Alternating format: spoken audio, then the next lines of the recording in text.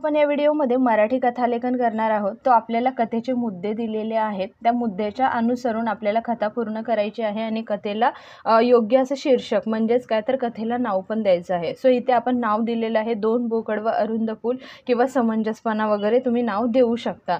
तर आपल्याला मुद्दे काय दिलेले आहेत, एका नदीवर अरुंद पूल, दोन्ही बाजूने एकाच वेळी एक एक बोकड येणे, नदी पार करताना मागे जाणे जरुरी असणे, दोघांचे भांडण होणे, पाण्यात पडणे, काही वेळाने दोन बकऱ्या येणे, दोघींनी पूल पार करणे, त्यांना युक्ती सुचते, एक खाली बसते, दुसरी अंगावरून निघून जाते, दोन्ही बकऱ्या आपापल्या मार्गाने निघून जातात। सो आता हे कथेचे आपल्याला मुद्दे दिलेले आहे। मुद्द्याला अनुसरून आपण कथेची सुरुवात कशी करणार, तर पहिल्यांदा आपल्याला पॅराग्राफ करायचा आहे।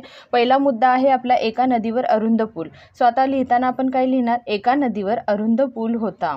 अरुंद म्हणजेच काय तर तोकडा, तो खूप शॉर्ट होता, तो इतका अरुंद होता की त्या पुलावरून एका वेळी एकच व्यक्ती किंवा प्राणी जाऊ शकत होता। म्हणजे तो एवढा छोटा रस्ता होता की एका वेळी एकच व्यक्ती किंवा प्राणी त्यावरून जाऊ शकत होते। एकत्र दोन व्यक्ती विरुद्ध दिशेने पूल पार करू शकत नव्हते। विरुद्ध दिशेने म्हणजेच काय, समोरून येणारा आणि इकडून जाणारा, सो दोघं जर एकत्रित गेले तर त्यांची टक्कर होऊ शकते। अशा पद्धतीचा तो एवढा छोटा आणि तोकडा रस्ता होता। एकदा काय झाले की त्या पुलावरून एक बोकड जात होता। मग एकदा काय झालं की त्या पुलावरून एक बोकड जात होता, तेव्हा त्याच पुलावरून विरुद्ध दिशेने एक बोकड आला। म्हणजे ज्यावेळेस हा समोरून एक बोकड जात होता त्यावेळेस त्याच्या समोरून म्हणजे त्याच्या अपोजिट साईडने सुद्धा एक दुसरा बोकड आला होता।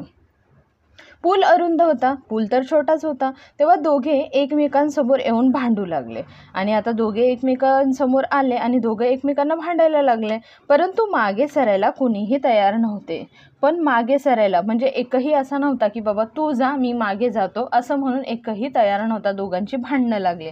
सो शेवटी भांडता भांडता दोघेही नदीत पडले आणि त्या दोघांचं भांडण लागलं आणि भांडण करता करता नदीत पडले, कारण त्यांना भांडण करताना बाजूला अशी वेगळी अशी काही जागाच नव्हती, त्यामुळे त्यांची भांडणं लागली आणि ते दोघं नदीमध्ये पडले।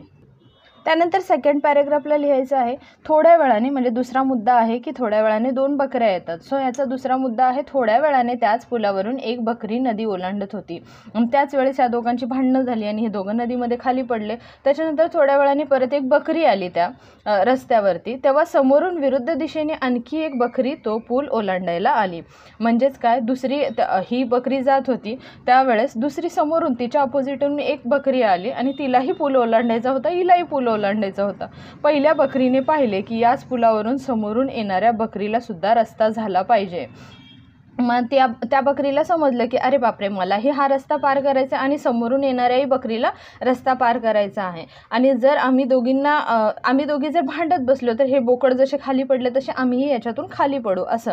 त्यामुळे पहिली बकरी दुसऱ्या बकरीला म्हणजे तिला असं वाटतं की बाबा हां हिलाही रस्ता झाला पाहिजे, त्यामुळे पहिली बकरी दुसऱ्या बकरीला काय म्हणते, मी खाली बसते तू माझ्या अंगावरून निघून जा। म्हणजे मी खाली बसते आणि तू माझ्या अंगावरून उडी मारून निघून जा, म्हणजे तू तिकडे निघून गेली की मला जायला रस्ता रिकामा होईल, म्हणजे दोघींना पूल ओलांडता येईल। म्हणजेच काय तर तूही निघून जाशील आणि मलाही पूल ओलांडता येईल। अशा प्रकारे दोन्ही बकऱ्यांनी पूल ओलांडला। म्हणजेच काय तर दोघींनी समंजसपणा दाखवला। दोघी भांडत बसल्या असत्या तर त्याही त्या बोकडांसारख्या पाण्यामध्ये पडल्या असत्या, पण त्या दोघींनी काय केलं तर समंजसपणा दाखवला की मी खाली बसते आणि तू माझ्या अंगावरून उडी मारून निघून जा, म्हणजे मलाही पूल पार करता येईल आणि तुलाही पूल पार करता येईल।